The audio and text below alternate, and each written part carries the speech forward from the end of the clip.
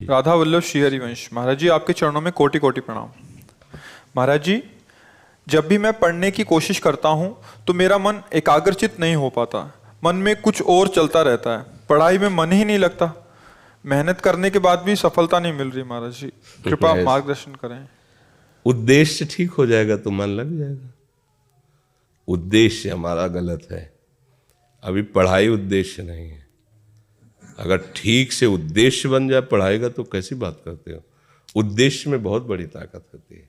हर कष्ट सहते हुए अपने उद्देश्य की पूर्ति में कदम नहीं लड़खड़ाते, जिसका उद्देश्य बन जाता है।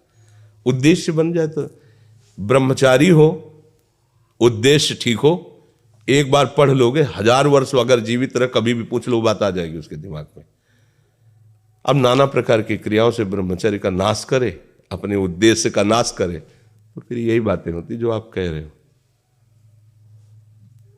कक्षा 9 पढ़े, व्याकरण नहीं पढ़े, शास्त्री नहीं पढ़े, कहीं दूसरी जगह ऐसे नहीं गए कि बैठ के सत्संग सुन के और सीख के बोल रहे, तो भगवद आश्रित हो जाओ सब। अब आप खुद समझ ना हमारी बात को। आप खुद अपना नाश कर रहे हैं। ब्रह्मचर्य का नाश, वीर का नाश, जीवन का नाश है। ब्रह्मचर्य अगर सही है, आपने किसी तरह इधर उधर, तो ये प्रश्न ही नहीं रहेगा। जिधर दृष्टि डालोगे उधर जय होती चली जाएगी। आजकल के बच्चे, नौजवान इसको मनोरंजन समझते हैं और उनको सलाह भी ऐसी मिलती है कि हम जैसे बोल रहे हैं ब्रह्मचर्य के लिए, तो डॉक्टर और आपको जो इधर सांसारिक प्रोत्साहन देने वाले हैं वो आपको सलाह देंगे। हमें तो अंग्रेजी का शब्द नहीं याद है। फ्रस्ट्रेशन। हाँ, यही जो स्टेशन कह रहे हैं। गाड़ी स्टेशन से अलग कर दो तो बोले तुम बहुत शांत हो जाओगे और फिर अपने काम में देखो कैसा उपदेश दिया जा रहा है कि वो।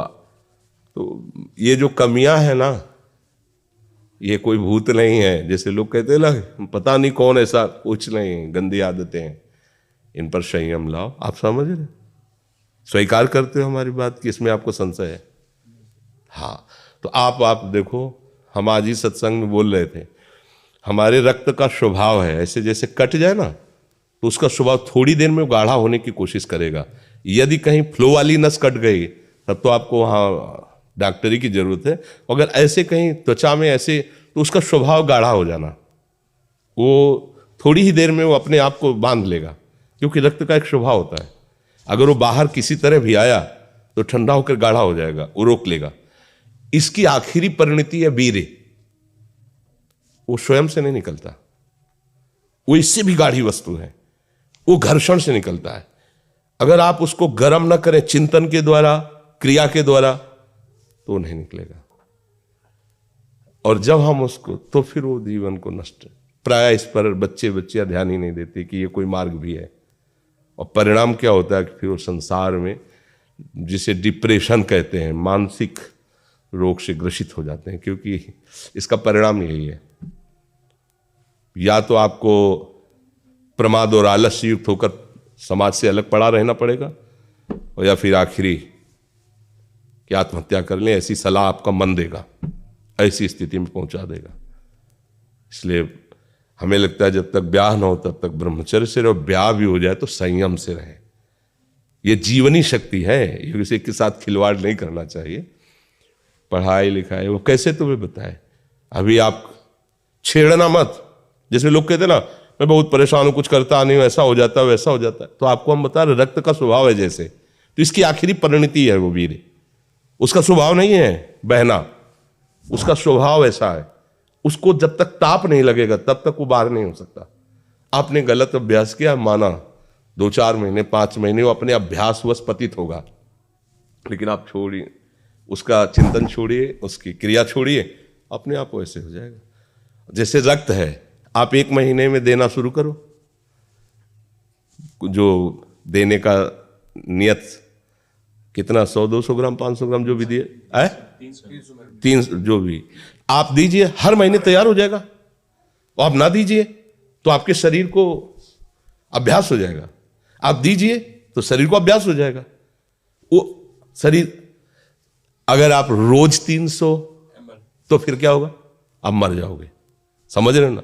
ऐसे शरीर की क्षमता, जैसे डॉक्टर जन के देखते हैं तुम्हारी क्षमता नहीं खून देने की, चलिए, क्योंकि अगर निकाल लोगे क्षमता नहीं तो उसकी हानि हो जाएगी। हाँ तुम्हारी क्षमता है, तुम्हारे अंग ठीक है, तुम स्वस्थ हो, महीने में ऐसा या जो समय अवधि, सोचो रक्त की आखिरी परिणति वो है वीर्य, और आप क्या कर रहे हैं?